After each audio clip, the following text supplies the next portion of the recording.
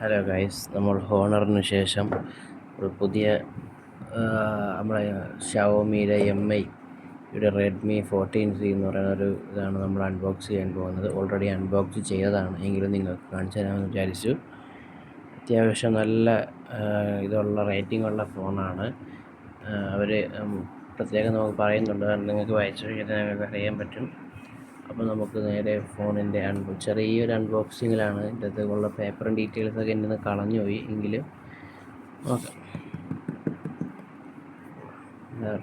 Redmi powered by open ചെയ്യാം. ഒരു quality ഇല്ലാത്തൊരു കേസ് മാത്രമാണുള്ളത്. ഇതാണ് നമ്മുടെ ഫോണ്. ഇത് കളഞ്ഞിട്ട് നമുക്ക് നോക്കാം. ഈ കാര്യങ്ങൾ ഫോണിൻ്റെ കാര്യങ്ങളൊക്കെ നമുക്ക് നോക്കാം. ഫോൺ ഇങ്ങോട്ടിരിക്കട്ടെ. നമുക്ക് ഇതിൻ്റെ അതിങ്ങുള്ളത് ഒരു സിം ഇജക്റ്റിംഗ് ടൂളാണ് ഉള്ളത്. പിന്നെ നമുക്കുള്ളതെന്ന് പറഞ്ഞാൽ വേറെ ഒന്നുമില്ല. പിന്നെ യൂസർ മാനുവൽ ഉണ്ടായിരുന്നു, അത് എവിടെയോ മിസ്സായി പോയി എൻ്റെ. ഇനിയുള്ളത് 33 വാട്ടിൻ്റെ ഒരു ചാർജറും പിന്നെ ഒരു അഡാപ്റ്ററും. നമുക്ക് ഇത് രണ്ടും എടുക്കാം.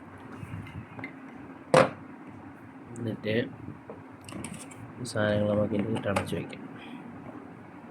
നമുക്ക് ഈ 3 സാധനങ്ങളും പുറത്തെടുത്ത് ബാക്കിയെല്ലാം മാറ്റി വെച്ച് പണി തുടങ്ങാം. ഓക്കെ,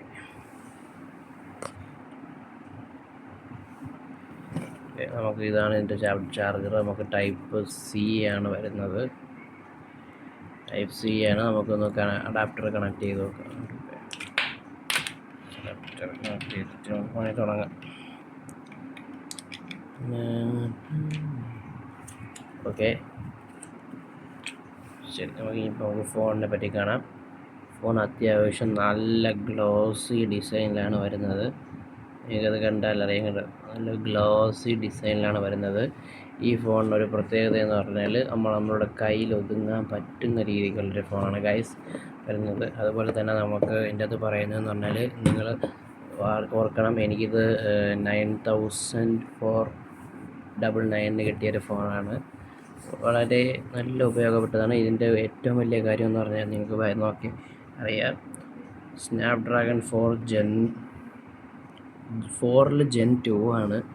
അത്യാവശ്യം നല്ല പെർഫോമൻസും 120 Hz റിഫ്രഷ്മെൻറ്റ് കിട്ടുന്നുണ്ട്. അത്യാവശ്യം AI അഡ്വാൻസ്ഡ് ക്യാമറയാണ്. 5160 mAh ബാറ്ററി. എല്ലാ ദിവസവും, അതായത് ഒരു ഫുൾ ഡേ നല്ല ലോങ് ലൈഫ് കിട്ടുന്ന ബാറ്ററിയാണ് നമ്മൾ ഇതിൻ്റെ അകത്ത് ഉപയോഗിച്ചിരിക്കുന്നത്. അവർ പിന്നെ അത്യാവശ്യം നമുക്ക് ഫിംഗർ പ്രിൻറ്റ് സെൻസറുണ്ട്. ഷവോമിയുടെ HyperOS ആണ് ഓടിക്കൊണ്ടിരിക്കുന്നത്.